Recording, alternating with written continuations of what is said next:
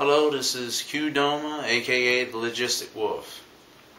Basically, I'm going to hit straight to the fact, what I'm talking about, or what I consider to be an opinion in a way, not so much of a fact. I believe in UFOs. Some people may think I'm silly or insane for all this. My personal feelings on this, I do believe with the so-called human evolution and everything, there is more to it. You have to look at everything that you see around you, people. There is more things than what it seems to be. You know, even, like I said, if you look at all the technology and everything we have, you know, there is some things that this don't make sense. If you look at the ancient Egyptians, they were advanced. So advanced that we can't even make a pyramid. So that makes me question that. So I want to show you something, and you know, if you have the time, it would be nice to get some of your input, if possible, and tell me what your thoughts on it Well, I would like to know what your thoughts are on this subject, because the thing about it is, do UFOs truly exist? Do they or do they not? We really truly do not know. There's no proof that they don't exist. But at the same time, it's hard producing actually hardcore evidence. But then again, you also have to ask your question. You also ask the question this. Maybe the evidence is actually closer than we think.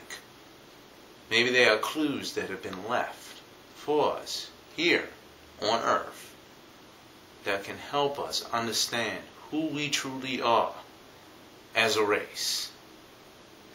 Now, take a look at this. Was then drilled through it.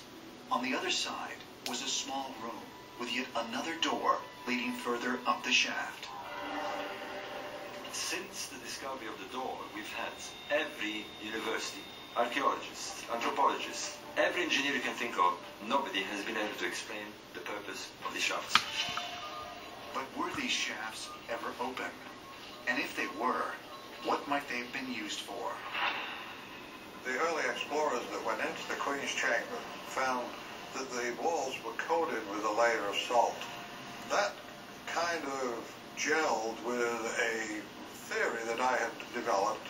You had a dilute hydrochloric acid solution coming down one shaft and hydrated zinc coming down the other shaft. And when they combined in the Queen's Chamber, they created hydrogen. Hydrogen.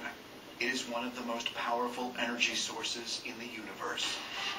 In the mid-19th century, it was hydrogen gas that helped lift some of mankind's first airships, called Zeppelins, into the sky. Today, it is used as a fuel to launch rockets into space.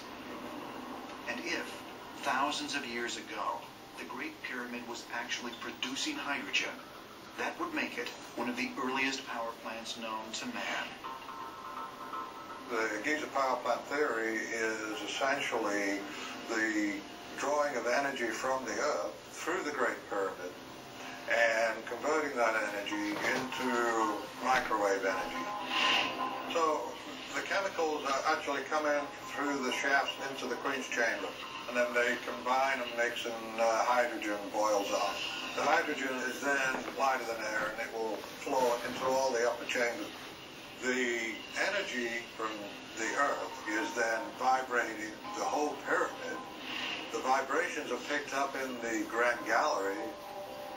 So I proposed the Grand Gallery was a resonator hall, and there are 27 pair of slots that actually go up the length of the gallery, and then the resonators were mounted in there vertically. Christopher Dunn is theorizing that with resonating galleries, the pyramid shot a microwave out of one of the shafts. And once you started up this power plant, it would have gone on for years, decades, even hundreds of years without stopping and creating the microwave. And that was a usable energy that could be captured. Now we can speculate where it goes from there. It could be collected in the immediate vicinity, or it could keep traveling off into space. We don't know. That's the mystery. But if the Great Pyramid was actually a power plant producing energy, was it doing it alone? Or was it part of a larger network? And electricity, power tools, mega machinery, and the ability to explore the heavens. Have these technologies been available for just the past few centuries? Or are they of ancient origin, only recently rediscovered? Were our ancestors capable of these incredible achievements? Or might they have come from another source, one much more out of this world? Civilizations were much more advanced than we give them credit, and literally as advanced as we are today.